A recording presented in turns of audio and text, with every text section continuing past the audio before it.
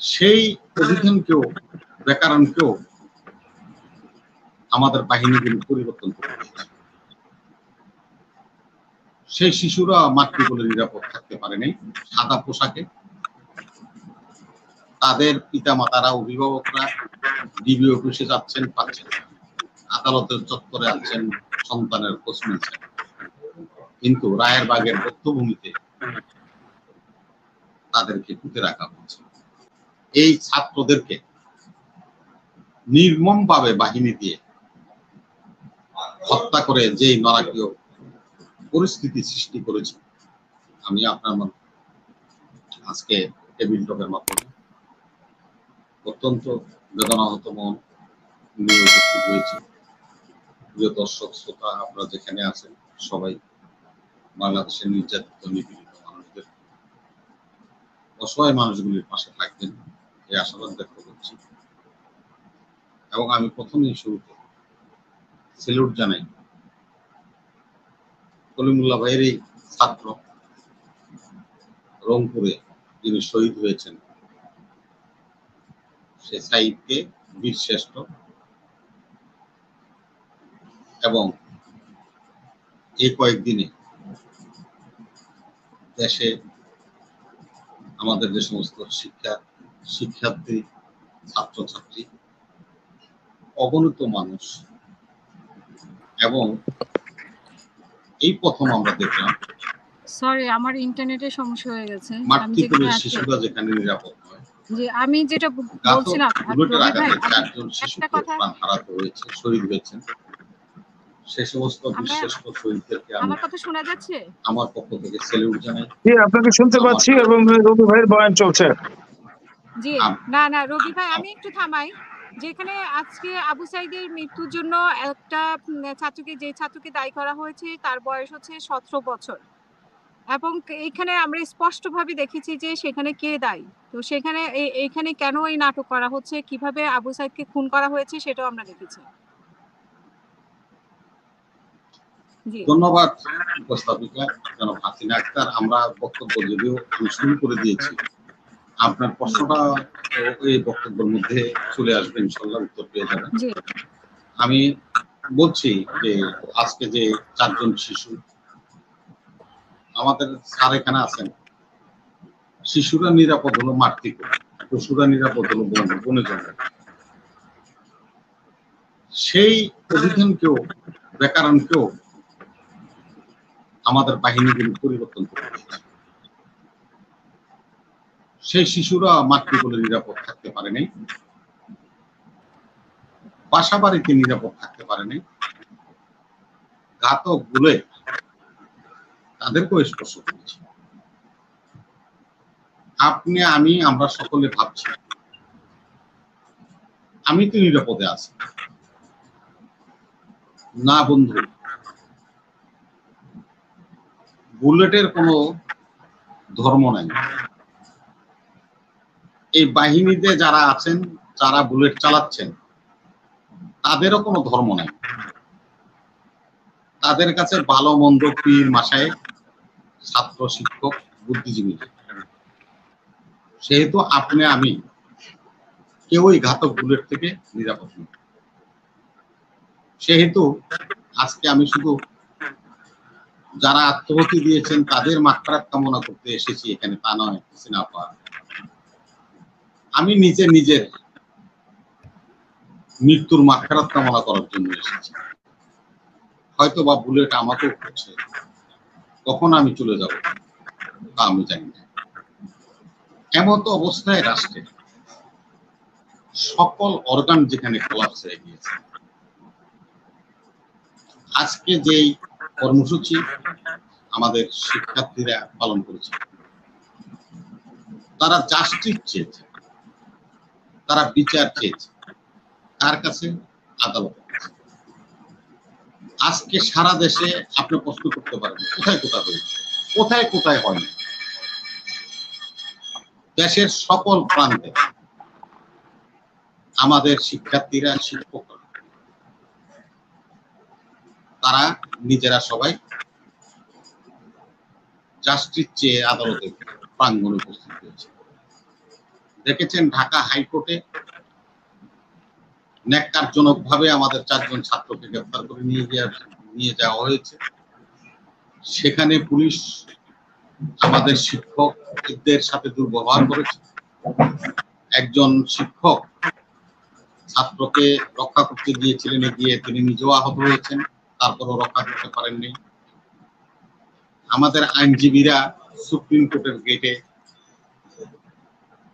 আজকে সেখানে আইনজীবীরা রুখে দিয়েছে ছাত্রদেরকে পুলিশের হেফাজত থেকে রক্ষা করতে হচ্ছে।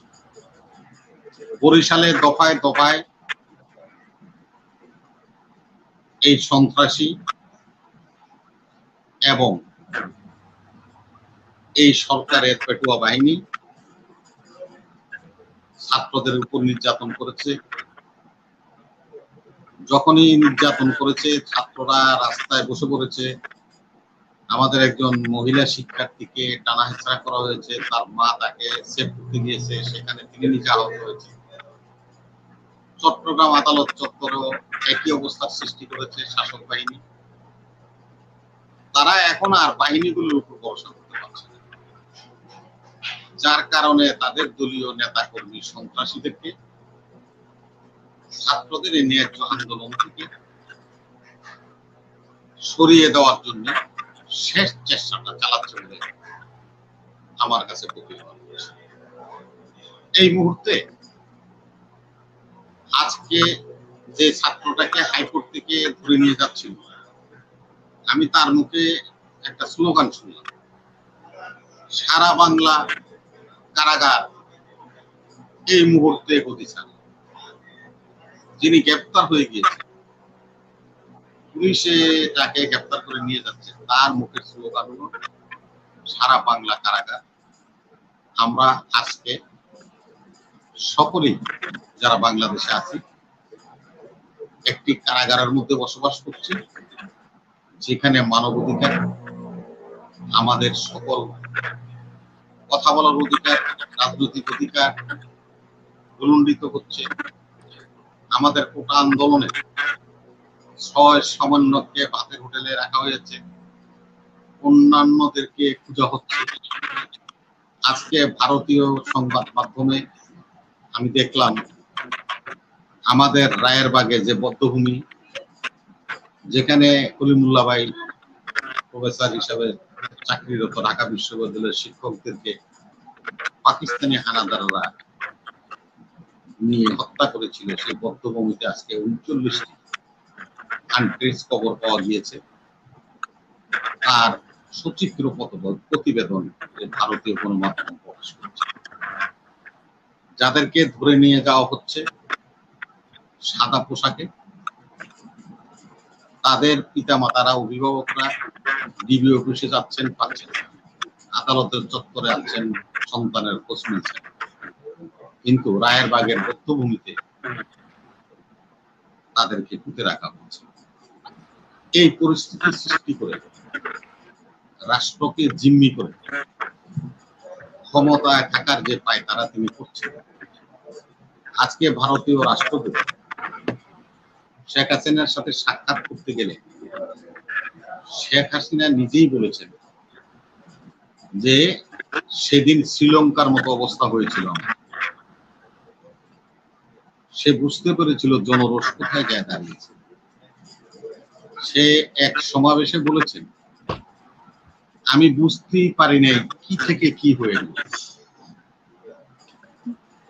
এই অবস্থার সৃষ্টি করেছে ভারত এবং তার নিরাপত্তা উপদেষ্টা অজিত ডোভাল। যেভাবে কাশ্মীরে 70 অনুচ্ছেদ বাদ দেওয়ার পরে কাশ্মীরের স্বাধীনতাকামী মানুষকে,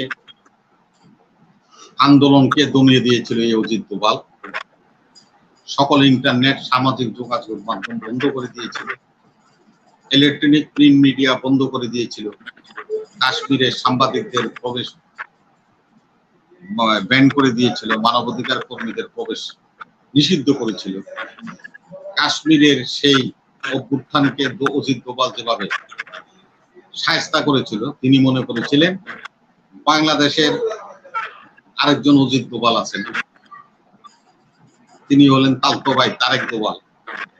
তার মাধ্যমে বাহিনীগুলি দিয়ে আমাদের এই দেশের শিক্ষার্থীদেরকে হত্যা করে। কাশ্মীরের মতো এই দেশের এই আন্দোলনকে দামিয়ে দিবেন ভারতীয় র এবং ভারত সরকার নির্দেশনা মতে এই ম্যাচাকার সারা দেশে হয়েছে। আপনারা শুনলে দুঃখ পাবেন। আজকে যে সরকার প্রতিবেদন দিয়েছে সেখানে তারা উল্লেখ করেছে 10 থেকে 18 বছর পর্যন্ত 70% যারা মৃত্যুবরণ করেছে তাদের সংখ্যা, 20 বছরের পর থেকে 40 বছর পর্যন্ত 30%। কি মর্মান্তিক যে school going, college going, university going এই ছাত্রদেরকে নির্মমভাবে বাহিনী দিয়ে হত্যা করে যে নারকীয় পরিস্থিতি সৃষ্টি করেছে। তারিখ থেকে যখন এই আন্দোলন শুরু হয়েছে, সবচেয়ে বেশি আন্দোলনে ক্ষতিগ্রস্ত অঞ্চল হলো উত্তরা, রামপুরা, যাত্রাবাড়ি এবং ঢাকা চট্টগ্রাম মহাসড়কের নারায়ণগঞ্জের সিমরাইল অংশ। এখানে শত শত মানুষ পাখির মতো গুলি করেছে বাহিনীগুলি। হেলিকপ্টার দিয়ে সাউন্ড গ্রেনেড মারা হয়েছে, টিয়ার গ্যাস ছোড়া হয়েছে এবং গুলি করা হয়েছে। এইভাবে প্রাণহানি ঘটেছে প্রত্যেকটি জায়গায়। আমরা এটা তীব্র নিন্দা জানাই, প্রতিবাদ জানাই। সেহেতু আমি মনে করি আপা রাষ্ট্রটাকে যেখানে নিয়ে যাওয়ার জন্য চেষ্টা করছেন, সেই চেষ্টা তার বাবাও করেছিল। 75 সালে সকল দল ব্যান করে দিয়ে এক দল বাকশাল করেছিল, সকল পত্রিকা বন্ধ করে 4 পত্রিকা রেখেছিলেন। তিনিও সেদিন কল্পনা করতে পারেননি